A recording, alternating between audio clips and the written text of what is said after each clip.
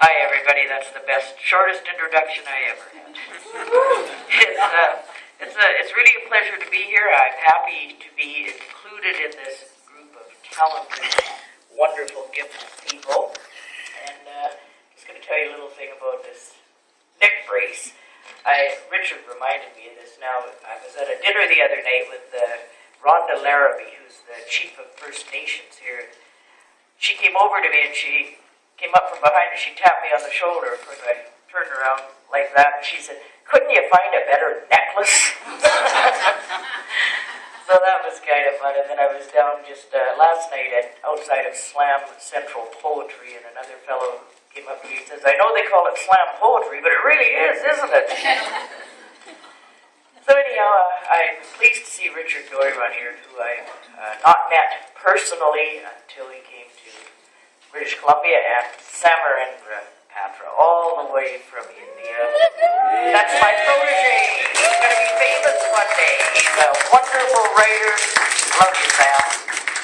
So without further ado, I will do a poem for you here. I hope I'm not too loud. I kind of have a booming voice at times. This is called, boy, directional. This is called Ink Stain in the Rain. The cold wind rapes and scrapes the soft, supple satin drapes in the cave of evening shade. Under gunmetal sky, cracked, splintered, and dry, we played our tragic masquerade. On the mantle of doom and foreboding gloom, we reached for this feeling we're chasing.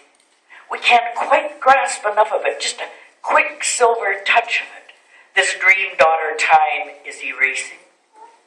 Then, I feel your heart slip, so I tighten my grip on the trembling lip of this storm. Your body's a river, a cold running shiver, and I can't seem to keep myself warm. Engulfed by the ocean and fading emotion, you let go of my hand. Tide sweeps you away, but bids my heart stay. Nothing is as we planned. Waves wash me ashore, lips parched evermore, never to taste yours again. Love letters and pain left out in the rain became a fading ink stain.